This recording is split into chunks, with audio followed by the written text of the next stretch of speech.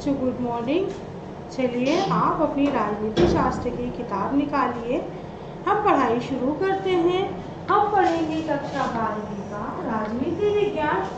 बच्चों आज हम पढ़ेंगे जो आपकी दूसरी किताब है उसकी आखिरी इकाई 9 भारतीय राजनीति के नए बदलाव के हम कुछ प्रश्न उत्तर पढ़ेंगे आज। तो आप ये ध्यान दीजिए, आज हम आखिरी अध्याय के जो प्रश्न हैं आज उनको देखेंगे। आप भी अपनी किताब लेके आइए, साथ में किताब में भी देखते जाएंगे। प्रश्न है कि 1989 के बाद के समय भारतीय राजनीति के क्या मुख्य मुद्दे रहे और इन मुद्दों से राजनीतिक दलों में आपसी जुड़ाव के क्या रूप सामने आए। तो उत्तर है कि 1989 के बाद की अवधि राजनीति में महत्वपूर्ण स्थान रखती है कि क्योंकि इसके बाद राजनीति पर बहुत असर पड़ा और इसके मुद्दे हैं वो मुद्दे निम्नलिखित हैं। तो पहला है कांग्रेस की कमजोर स्थिति। 1984 में जो लोकसभा चुनाव हुए उन चुनावों ने पहले कांग्रेस ने 415 सीट जीती थी, 415 सीट दर्ज कर इतिहास रचा था।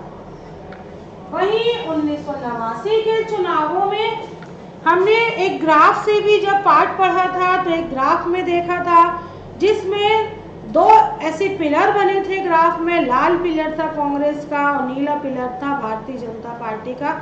उसमें भी आपको ये समझाया गया था चुनावों में मात्र 197 सीट ही प्राप्त कर पाई। कांग्रेस की प्रमुखता की समाप्ति के कारण क्षेत्रीय दलों में वृद्धि हुई और अन्य राजनीतिक दलों में गठबंधन होने लगा। जो छोटे छोटे दल थे वो एक होने लगे, गठबंधन होने लगा। फिर मंडल आयोग की सिफारिशें। तो 1990 में बीपी सिंह के नेतृत्व वाली राष्ट्रीय मोर्चा की सरकार ने मंडल आयोग की सिफारिशों को लागू किया। यहाँ से आरक्षण की शुरुआत होती है जिसके तहत अन्य पिछड़ा वर्ग, जिसको ओबीसी या अदर बैकवर्ड कास्ट भी कहते हैं, को शासकीय सेवा में 27% आरक्षण का प्रावधान किया गया था।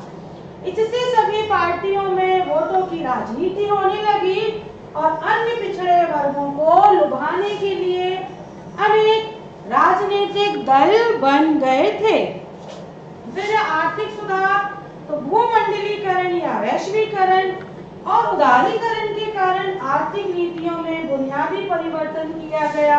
आर्थिक सुधार के कारण राजनीतिक दल दो भागों में बढ़ गए। कौन कौन से दो भाग थे? दक्षिणपंथी और वामपंथी।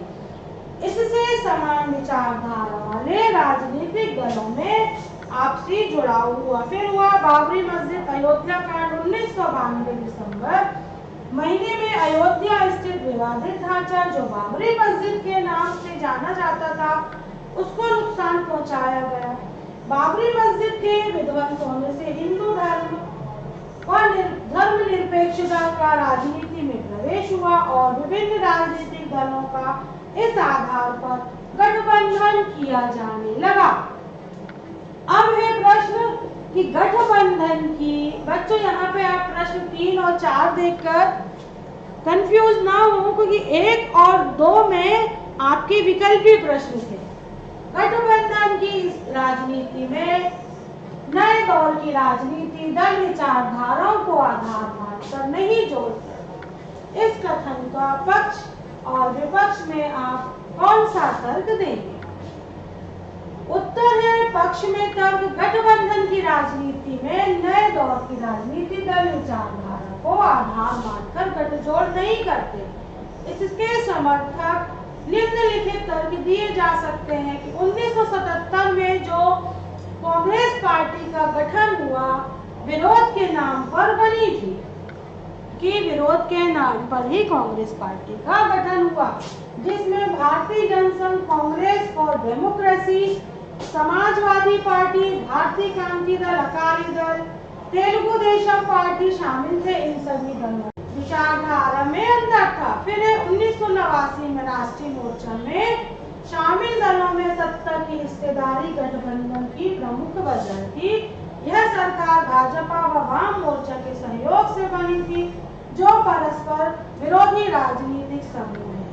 फिर राष्ट्रीय जनतांत्रिक गठबंधन सरकार जो अटल बिहारी वाजपेयी के नेतृत्व में बनी थी, उसमें शामिल क्षेत्रीय दल तृणमूल कांग्रेस, बीजू जनता दल, नेशनल कॉन्फ्रेंस, जनता पार्टी, अकाली दल की विचारधारा एक दूसरे से अलग थी और कहा जा सकता है कि राजनीतिक दल विचारधारा के कारण नहीं बल्कि दुश्मन का दुश्मन दोस्त वाली राजनीति तथा सत्ता के लालच में गठबंधन कर रहे थे और विपक्ष में तर्क है कि विचारधारा के अंतर के कारण ही वामपंथी पार्टियां भाजपा के साथ गठबंधन नहीं कर सकती। समाजवादी पार्टी और डीएमके जैसे दल भी विचारधारा के कारण ही भाजपा के साथ नहीं आते। उसी प्रकार शिवसेना जैसी पार्टी कांग्रेस के साथ नहीं आती। अतः पूर्णतः यह नहीं कहा जा सकता कि विचारधारा अप्रासंगिक हो गई है। फिर ये प्रश्न पांचवा, आपातकाल के बाद के दौर में भाजपा एक महत्वपूर्ण शक्ति के रूप में उभरी।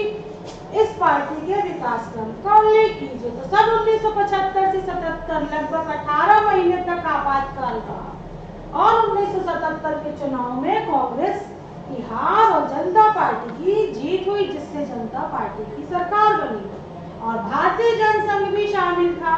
1980 में जनसंघ के सदस्य भारतीय जनता पार्टी नामक एक नई राजनीतिक दल का गठन कर लिए। 1980 का दशक आंदोलनों का दौर रहा और गठबंधन सरकार की शुरुआत आखिरी वर्षों में 1989 में संयुक्त मोर्चा की सरकार भारतीय जनता पार्टी के बाहर समर्थकों से बनी और संयुक्त मोर्चा सरकार बार बार समर्थन वापसी के कारण असमंजस की स्थिति में था, जो अस्थिर रहा और फिर 1991 में चुनाव हुए, जिसमें भाजपा सबसे बड़े विपक्षी दल के रूप में उभरी और भाजपा का वोट प्रतिशत लगभग डबल हो गया था, जो पूर्वोत्तर राज्य असम में और दक्षिण राज्य कर्नाटक में पहली बार सीटें जीती। 1996 के चुनावों में भाजपा सबसे बड़ी पार्टी बनकर उभरी और सरकार बनाई, लेकिन विश्वास मत हासिल नहीं कर पाई। इस कारण जनता दल के देवेगौड़ा ने सरकार बनाई। 1998 में लोकसभा के चुनावों में भाजपा के नेतृत्व में गठबंधन की सरकार बनी, लेकिन ज्यादा दिनों तक शासन नहीं कर पाई और 1999 में पुनः चुनाव हुआ।